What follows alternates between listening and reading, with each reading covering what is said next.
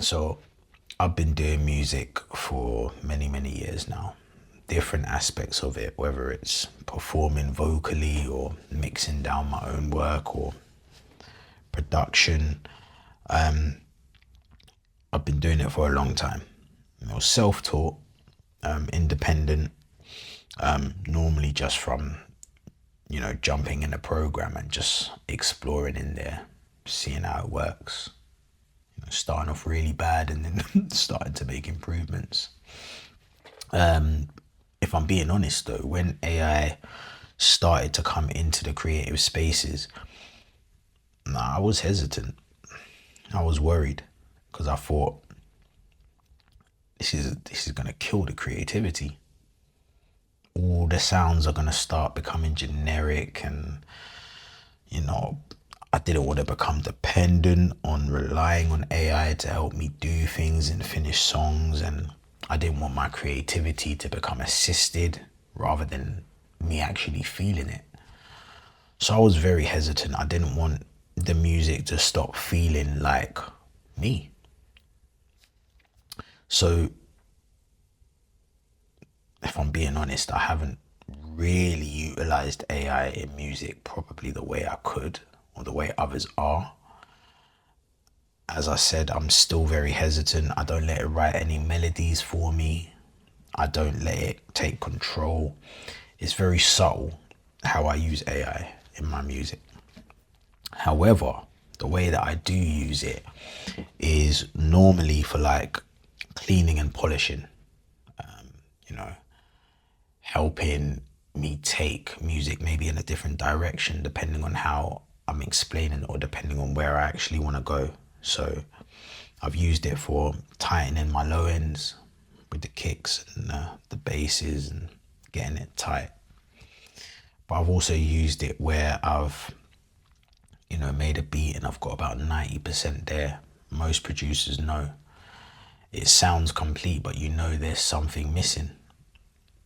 And, I was explaining what I've done, what I've created, the different sounds and the idea that I wanted, where I'm trying to take it, the feel of what I'm trying to go for. And I think at one time it suggested to me, oh, why don't you just add a pad, for example? You want to make it sound a bit more airy, a bit more fuller without taking up sounds. Add a pad. I said, yeah, it's a good idea. So went to the pads, started playing it in, selecting pads by myself, and that's the thing. It was key because it didn't take away that creative element for me. It wasn't creating the sound for me, but it gave me that direction to know where to look or to know what it is that I'm looking for. And it's like once you get back onto that creative flow, you run with it again. You don't necessarily need to go back to AI because now you're back into your flow. So if I'm being honest with you, it's still a balance because I'm still very much choosing. I'm still very much deciding. However, what AI does is it helps me speed up the process, or it helps me make it more clear as to what it is that I'm trying to achieve. And I don't use it when I'm flowing. When I'm flowing, it's all me.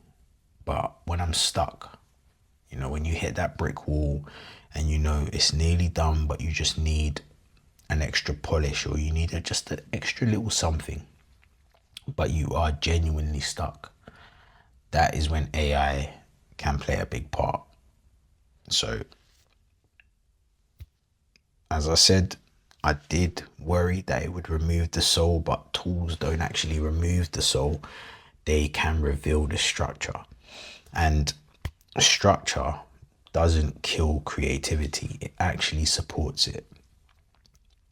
It's helped me try to create streamlined workflows to allow the work to flow seamlessly, to not allow it to get stuck at certain points because you already have a structured direction in where you take things.